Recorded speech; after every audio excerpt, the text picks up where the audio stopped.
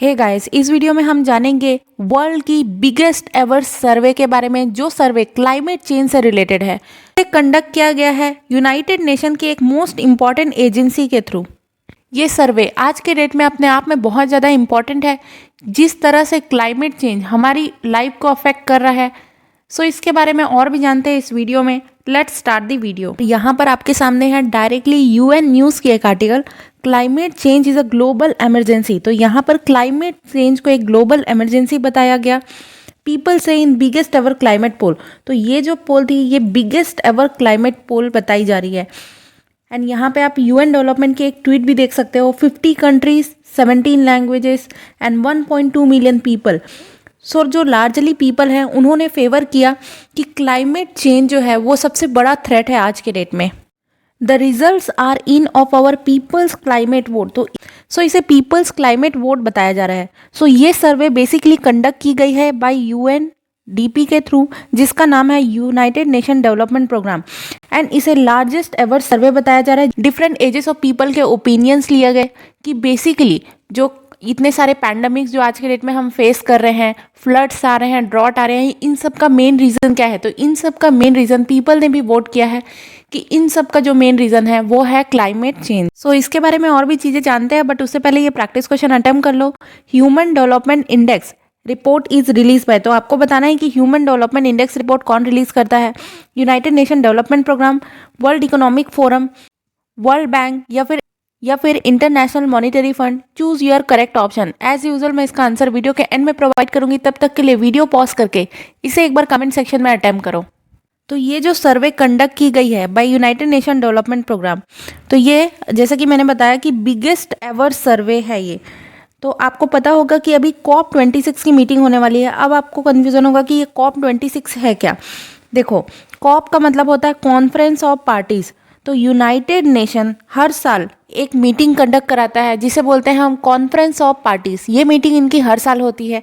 इनमें से बहुत सी फेमस मीटिंग्स है, जैसे आपको पता होगा COP21 जब पेरिस में ये मीटिंग हुई थी, तब इसे पेरिस एग्रीमेंट के नाम से जाना गया था। एंड दुनिया की ये सबसे इम्पॉर्टेंट मीटिंग थी।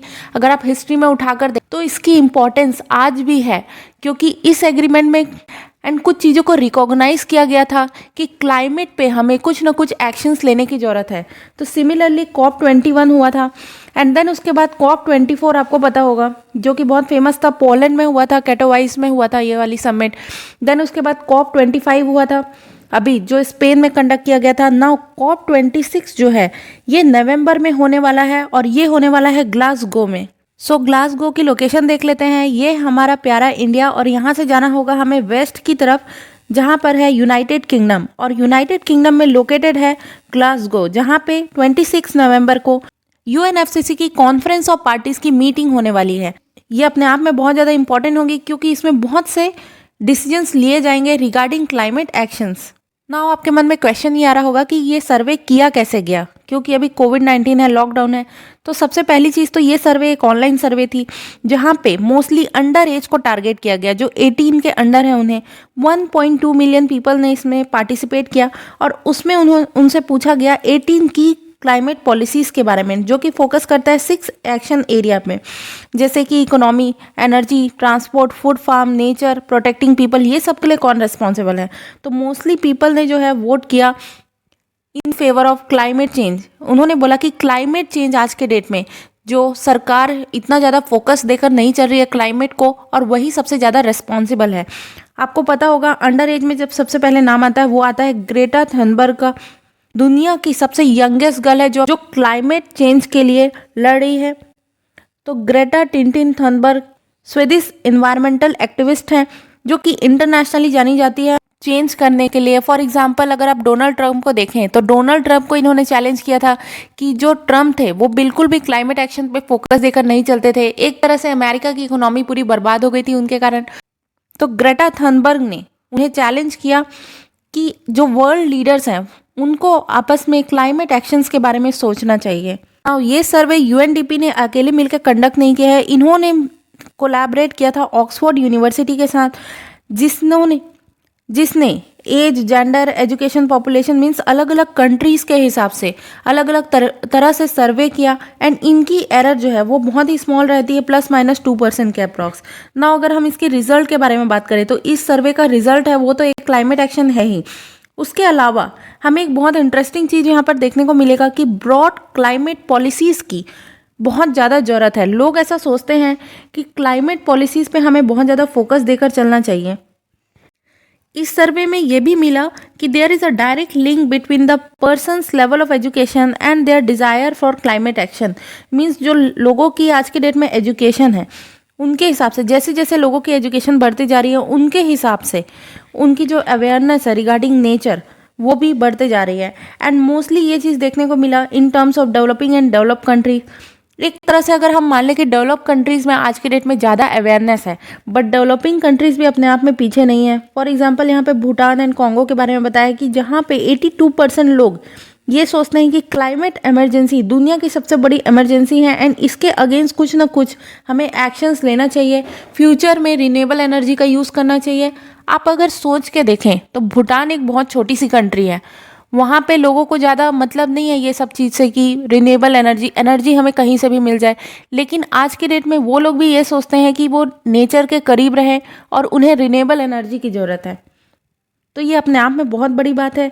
दो कुछ डेवलप कंट्रीज़ भी है, for example France and Japan, इनके यहाँ भी लोगों का ये मानना है कि आज के डेट में क्लाइमेट इमरजेंसी सबसे बड़ी इमरजेंसी है एंड सरकार को इस चीज़ पे कम्प्लीटली फोकस देकर चलना चाहिए, क्योंकि हम किसी भी तरह से नेचर को इग्नोर नहीं कर सकते। इस सर्वे में एक चीज़ इंटरेस्टिंगली बताया गया कि जो अंडर एज पीपल हैं, जो अंडर 18 के एज के हैं, वो लोग ज़्यादा प्रोएक्टिव हैं इन कंपैरिजन टू जो ओल्ड एज पीपल हैं। जो एडल्ट हैं वो उतना ज़्यादा केयर नहीं करते, बट जो अंडर 18 पीपल हैं उनको ज़्यादा अवेयरनेस है एज वेल एज उनको ज़्यादा फिक्र है अपने फ्यूचर की। ना अगर हम यूएनडीपी के बारे में बात करें तो यूएनडीपी की फुल फॉर्म होती है यूनाइटेड नेशन डेवलपमेंट प्रोग्राम। अब इसके बारे में कुछ फैक्ट्स देख लेते हैं कि इसकी फॉर्मेशन हुई थी 1965 में एंड इसका हेडक्वार्टर है न्यूयॉर्क के यूएसए में। Now development and poverty reduction इसका वन ऑफ द सेक्टर है। अगर हम ये बात करें कि क्या इंडिया आज के डेट में इसका मेंबर है, तो इंडिया इसका मेंबर है। एंड इंडिया में जो दो मोस्ट फेमस रिपोर्ट है ह्यूमन डेवलपमेंट इंडेक्स, ये ऑल्दो इंडिया की रिपोर्ट नहीं है, ये बहुत ही फेमस रिपोर्ट है जो यूएनडीपी हर साल रिलीज करता है और बताता है कि ह्यूमन की डेवलपमेंट है वो कैसे हो रही है ओवर द ईयर्स। ह्यूमन अपने आप में कितना बेटर बनते जा रहा है in terms of education, in terms of capital, in terms of skills. India में इनकी बहुत ही फेमस एक रिपोर्ट आती है एक्सेलरेटर लैब रिपोर्ट। तो एक्सेलरेटर रिपोर्ट में ऑल्दो बहुत सारे इंस्टीट्यूट हैं जो मिलकर कोलैबोरेट कर रहे हैं और उनमें से एक इंस्टीट्यूट है United nation development Programme. Now अब बात करते हैं यूएनएफसीसी के बारे में। यूएनएफसीसी की मीटिंग होने वाली है 26th मीटिंग ग्लासगो में। तो यूएनएफसीसी के बारे में कुछ फैक्ट्स जान लेते हैं कि ये बना कब था। तो इसकी शुरुआत हुई थी 1992 में। तो 1992 में आपको पता होगा कि बहुत ही फेमस समिट हुआ था जिसे रियो समिट के नाम से जानते हैं, क्योंकि ये रियो में ऑर्गेनाइज किया गया था। इसको एक और नाम से जाना जाता है, इसका नाम है अर्थ समिट, जिसको हम बोलते हैं वर्ल्ड अर्थ समिट। मीन्स वर्ल्ड की सबसे बड़ी समिट थी जिसमें से बहुत सारे इंस्टीट्यूट निकल कर आए थे। इस समिट में दुनिया भर के लीडर्स जो है वो इकट्ठे हुए थे और उन्होंने ही ऐसा डिसाइड किया था कि अब से हम क्लाइमेट चेंज पे पूरी तरह से फोकस देकर चलेंगे, क्योंकि क्लाइमेट चेंज को इग्नोर नहीं किया जा सकता। तो इस समिट से एक और इंस्टीट्यूट निकल कर आया था, वो है यूएनएफसीसी। तो यूएनएफसीसी की फुल फॉर्म होती है United nation conference on environment and development. यह आया था 1992 के रियो अर्थ समिट से एंड इसकी शुरुआत हुई थी 1994 में। एंड आज के डेट में अगर हम देखें तो 197 कंट्रीज़ ने इसे रेटिफाई किया है और साइन भी किया है, जिसमें से इंडिया भी एक कंट्री है। इनफैक्ट इंडिया के लिए यूएनएफसीसी की आज के डेट में बहुत ज़्यादा इंपॉर्टेंस है, क्योंकि इंडिया भी अपने क्लाइमेट चेंज पे बहुत ज़्यादा फोकस देकर चल रहा है। और इंडिया हर साल अपनी नेशनली डिटरमाइंड कंट्रीब्यूशन, आपने सुना होगा एनडीसी। एनडीसी एक लिस्ट है बेसिकली कि हमें क्या करना है 2030 तक। तो इंडिया हर साल अपनी एनडीसी की लिस्ट यूएनएफसीसी को सबमिट करता है, जिसमें इंडिया के ब्रॉड पॉलिसीज़ बताए जाते हैं एंड इंडिया ने उस 2030 वाले टारगेट में से कितना अचीव किया है ये इंडिया हर साल यूएनएफसीसी को बताता है। तो इंडिया की एनडीसी टारगेट देख लो कि इंडिया को 33 to 35% कम करना है बाय 2005 लेवल। बाई 2030 तक। एंड 40% जो अपनी एनर्जी है 2030 तक हम ये चाह रहे हैं कि जो हमारी 40% एनर्जी है वो रिन्यूएबल एनर्जी से हम लेकर आए। एंड सिमिलरली अदर कंट्रीज़ के भी ऐसी टारगेट है, for example China, USA, EU. तो ईयू का जब आप देखेंगे तो ईयू का जो है वो सिमिलर टू इंडिया है, 40% इनको भी 2030 तक अपनी रिन्यूएबल एनर्जी से एनर्जी यूज़ करना है। बट ये जो है ये 1990 के लेवल का है और इंडिया जो यूज़ करना चाहता है वो 2005 के लेवल का यूज़ करना चाहता है। देन अगर आप यूएसए की बात करें तो 26 to 28% हमें कम करना है बिलो 2005 लेवल बाय 2025। इनका जो टारगेट है ये 5 ईयर अर्लियर का है। और चाइना की अगर हम बात करें तो 60 to 65%। अगर हम एमिशन इंटेंसिटी की बात करें तो 2005 लेवल से अचीव करना है बाय 2030। और जो रिन्यूएबल एनर्जी है वो 20% तक का रिन्यूएबल एनर्जी यूज़ करना है बाय 2030। सो वापस आते हैं अपने प्रैक्टिस क्वेश्चन पे।